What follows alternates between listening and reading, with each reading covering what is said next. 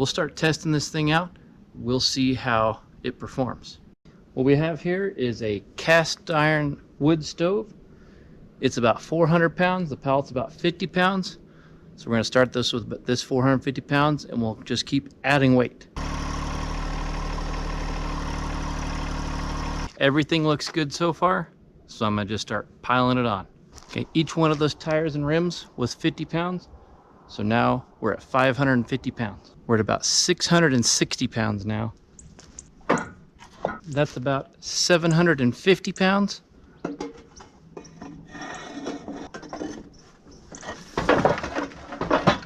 Well, you can see we maxed that tractor out. This thing without ballast cannot lift as much as this.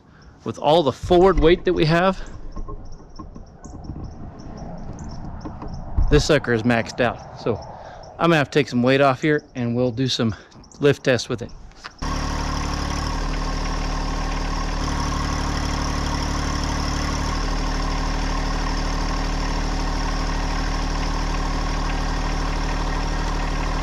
The loader hydraulics are not maxed out yet. I haven't got back ballast for this tractor yet. I'm waiting on my backhoe to come in, waiting on some delayed implements. But honestly, as much forward weight as this is, that's gonna be a lot. We got close to 850 pounds on here before it tipped over. I don't know if I'm ever gonna lift that much more with this tractor, especially getting it up to a good height. Like, it had plenty more power to go to be able to like get this load up in the back of a pickup. And just for the weight of the tractor, that's pretty good. So I'm gonna take this all apart. We'll check it out in the garage and see if there's any damage. We're set up for test number 2. We're gonna test the hitch part, and I have a hydraulic hitch to measure the force, and I've set up some ballast for the back end.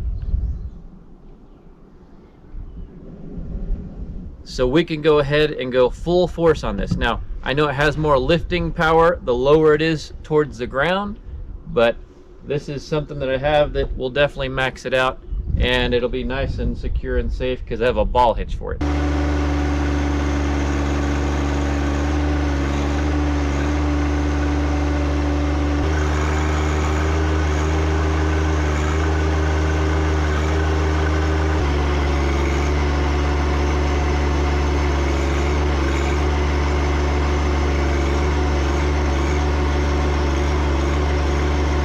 Okay, that was test 2, and y'all saw how much the hydraulics said. Once again, looking at this, I don't have any cracks here, don't have any cracks here.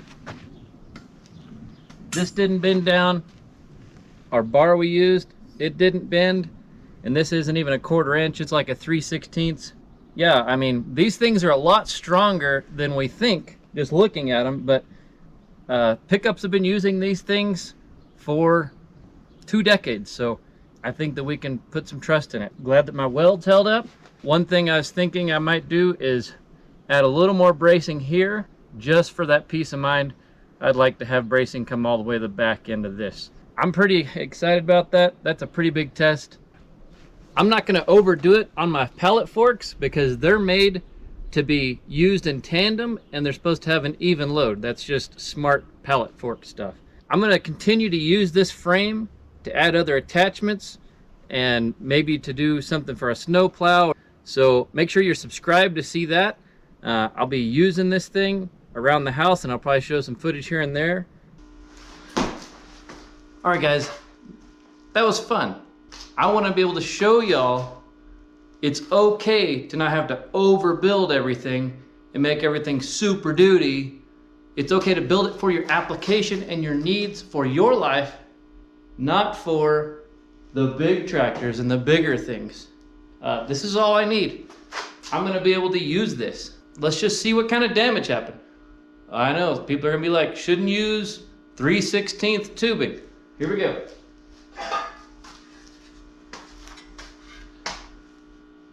Did not bend this one. No bow to that. No cracked weld. No bend there. This stuff still angled in just like I had it. All the shapes look good. No cracked weld. No matter how bad you think it looks, I got good heat in there. No cracked welds. No cracked welds. Yeah, got a little messy. It's okay. This is a rusty piece of scrap pipe. Are we really gonna care that much? It'll be okay. All right in here. Still got that bend.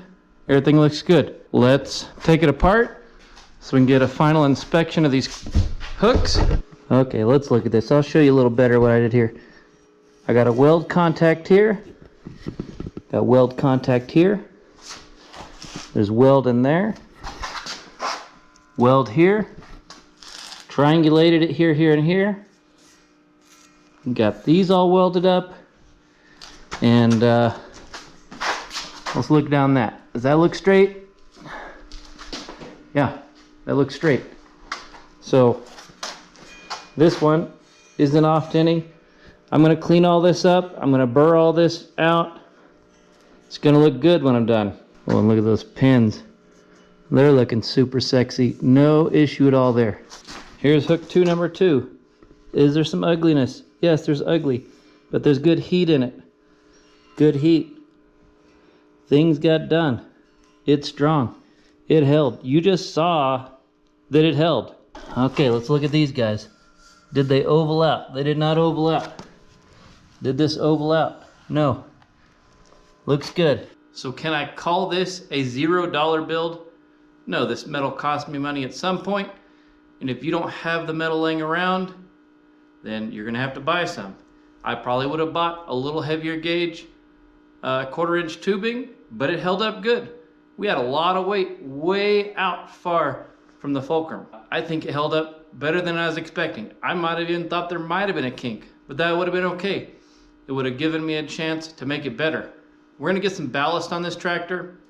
Might even make some ballast. If you're interested in seeing things built and then test it out, I don't mind testing things to the limit. If I break it, it's good content, right? Subscribe, then I can afford to break more stuff. Be sure and hit that like button.